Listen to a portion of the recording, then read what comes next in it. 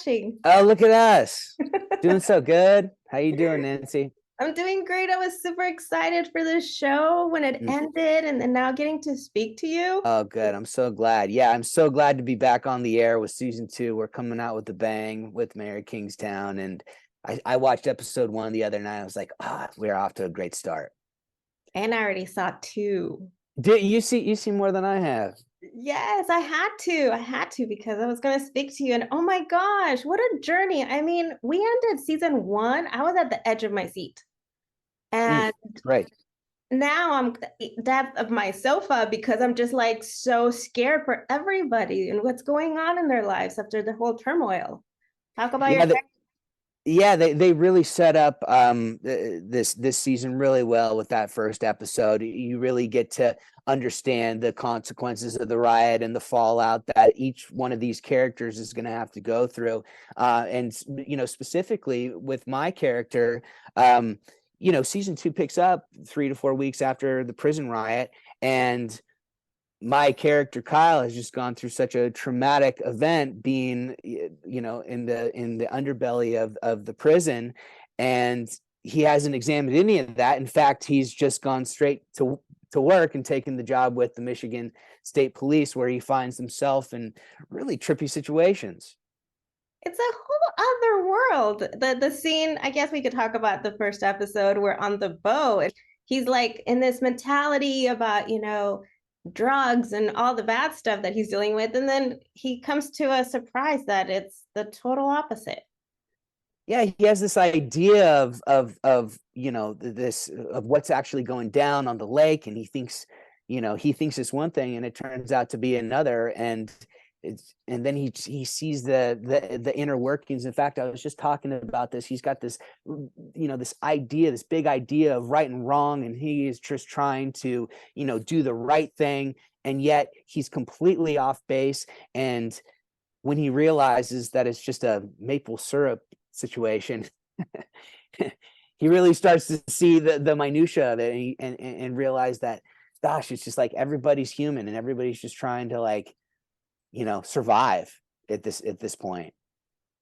Now, based on what I saw for the second episode, I feel like Kyle, I think your character is one of those where it's gonna hit really a low point, um, but at the same time has to struggle to keep it together because I mean he has a family, he's gonna be a dad.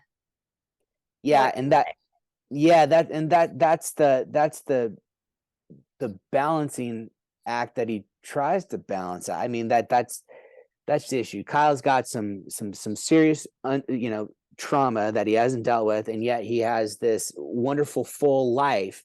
And because he just keeps deferring, examining the trauma and breaking it down and processing it and grieving properly, it's affecting his whole life that he has. And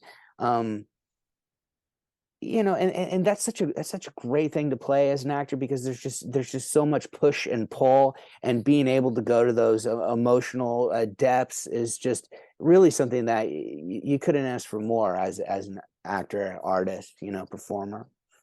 and now this is a Taylor Sheridan project, which everything he touches is just like phenomenal.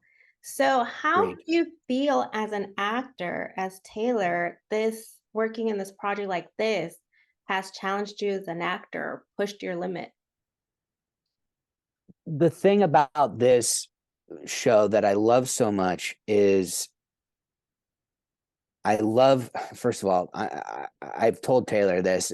I'd said, you're the number one guy I want to work for. I've been a fan of yours since I've seen Sicario, Hell or High Water, Wind River, through Yellowstone. I'm a fan of all his stuff. And getting to create in his universe on one of his shows is such an honor, because they really celebrate. And well, Taylor really writes for his characters. And I've said it before, I'll say it again. He has a formula that he follows, but it's not formulaic. It truly is character driven, right? And I think audiences are so smart nowadays that they want to take the journey with the characters. And Taylor has just masterfully set us up for season 2 that you really get to feel what they're feeling. And I already got a sense of that watching episode 1. You know, I'm so invested.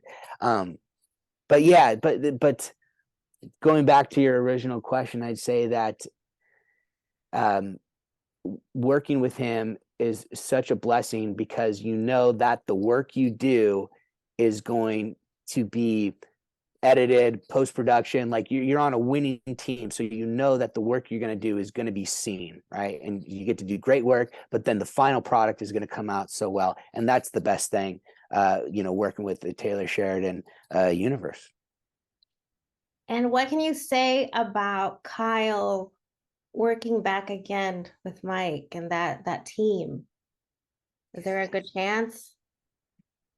Yeah, absolutely. There's a great chance. There's a great chance of that.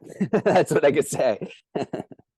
Yeah, I don't think he belongs out there. I think he belongs with that team.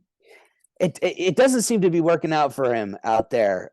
You know, he's got this idea of, you know, what it should be, and he just keeps getting disappointed. And as you'll see in episode 2, or as you've already seen, and I haven't seen it yet, but things get very hairy. What I like about the show also is that it kind of shows that we cannot always walk a straight line. Sometimes you gotta, kind of go on the dark side to overcome and get to the good side. I agree. I think that that's what's so fascinating to watch. You know, that's what's so fascinating to watch, like come through this show. I prefer anti-heroes and watching characters that have to deal in the gray, because there's a humanness about that. You know, right and wrong isn't always so clear. You know, it really comes down to situation by situation, and I think that that's what this show examines really well. Now, have you been taking away from getting to work with Jeremy and getting to work with Diane? I mean, people that have been around for a very long time. Yeah, working with them it's like taking a master class, really, because you're, you know, in it. You know, when you're essentially scene partners and you're working together in the scene, and the other person is so invested, and especially, you know, well, not especially, but specifically when I'm talking about Jeremy, the man cannot like say an untruthful piece of dialogue. Like he embodies the truth. He embodies his character, as well as Diane. I mean, oh my gosh, I'm just thinking about the both of them. I watched this scene the two of them had this season, and it was like I was glued to the screens. Like watching both of them in a scene is, it's like a master class. But getting to work with them, they make me a better actor. I learned so much from them, and so I'm so grateful to have them to work with. Well, I am grateful I got to speak to you today. Like I said, I was super excited, super stoked, and I will continue to wait for the rest of the season.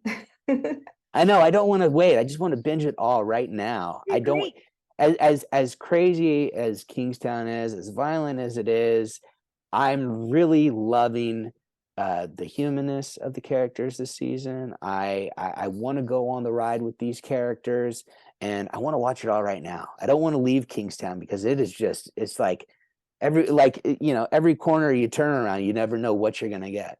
Exactly. Well, to start with, start requesting the second episode Yeah, after we finish today, okay? that sounds good. Yeah, I'll have them send it right over. All right. Well, you take care, and thank you so much. I loved speaking with you. All right, thanks, Nancy. Take care. Thank you. Bye-bye.